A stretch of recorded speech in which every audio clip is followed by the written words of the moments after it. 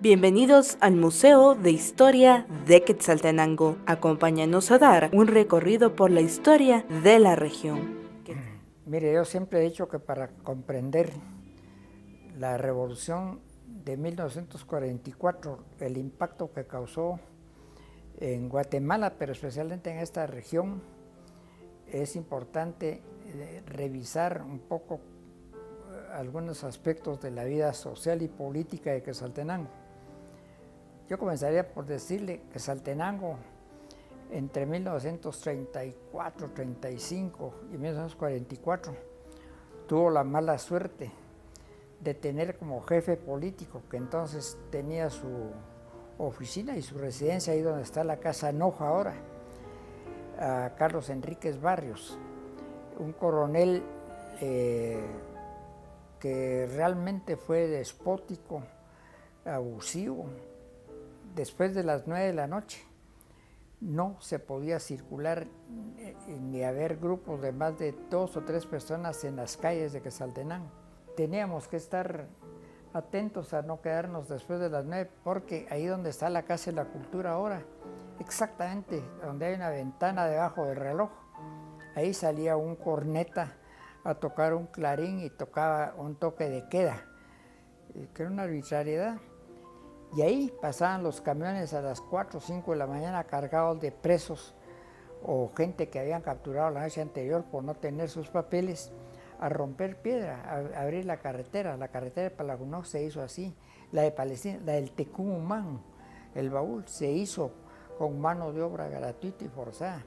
Para hacer una fiesta de celebración de cumpleaños había que avisarle a la policía, y en medio de la fiesta llegaba la policía a verificar qué estaban haciendo, quiénes estaban ahí y por qué estaban ahí.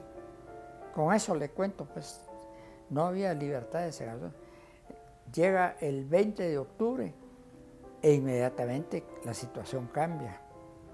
El 15 de octubre de 1944 estábamos en la celebración de la Virgen del Rosario como a las 4 o 5 de la tarde y ya se había iniciado, ya había caído Ubico.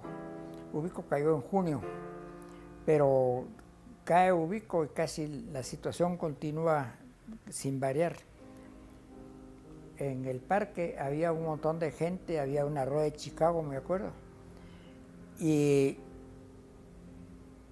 de repente un taxista de apellido Letona, Ramón Letona, grita "Viva Arévalo", y solo gritar "Viva Arévalo", que era el candidato, digamos, que había surgido después de la caída de Ubico, ya era motivo de persecución por parte de la policía y de represión. Salió la policía secreta y la Policía Nacional, capturaron a Letona y lo llevaron preso. Entonces la gente comenzó a protestar 5 días antes de la acción militar de Guatemala, del 20 de octubre. Protestamos, ahí surgió por primera vez el liderazgo de Alberto Fuentes Mohr, ese señor que yo le mandé a hacer un monumento ahí atrás del templo.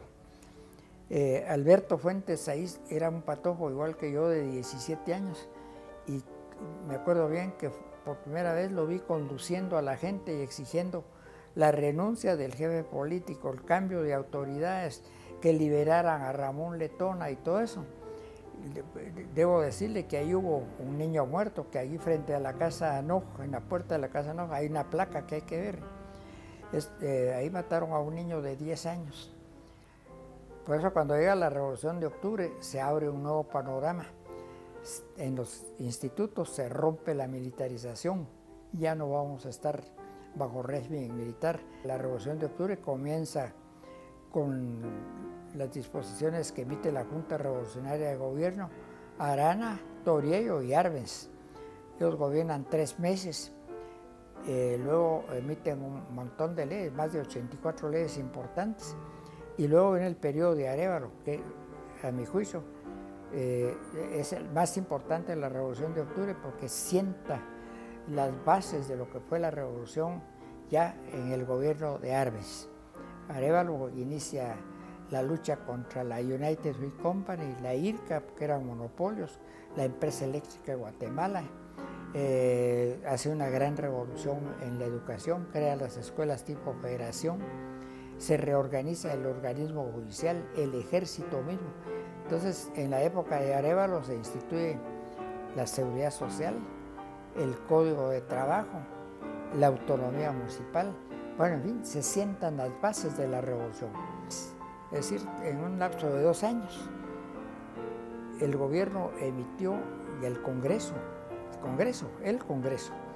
emitió 333 decretos. Pero 333 decretos que muchos están vigentes, pues, la Ley de Seguridad Social, el Código de Trabajo, la Ley del Banco de Guatemala, la Ley Monetaria, la Ley de Bancos. De esa calidad se emitieron 333 decretos y si uno hace cuentas, realmente son, o es un decreto cada 2 días. Y los diputados de esa época llegaban a las 6 de la mañana al Congreso a estudiar. Salían a las 10, 11 de la noche estudiando. Jacobo hizo un programa de gobierno que en buena parte está diseñado, ¿ves? Aunque me digan a mí que no, pero yo tengo el documento, en un programa que elaboró el Banco Interamericano de Desarrollo y que se le entregó a Arévalo en 1950. Ahí se reconoce que Guatemala no tiene puertos. Estaba el puerto de Champerico, San José y Puerto Barrios, pero no le pertenecían al Estado de Guatemala, eran propiedad de la United Fruit Company y de la IRCA. No tenía energía eléctrica propia. ¿Por qué? Porque la energía eléctrica la generaba la empresa eléctrica de Guatemala, que es una empresa extranjera, primero había sido alemana y después norteamericana, pero Guatemala no producía eléctrica, por eso se diseña hacer Jurumo, Arinalá. La carretera al Atlántico era una necesidad porque dependía única y exclusivamente del ferrocarril, pero llegaba y lograron hacer esas leyes.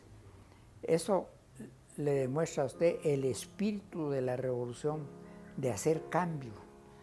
Y desde luego, pues eso afectó a la sociedad. Nosotros vimos un gran cambio.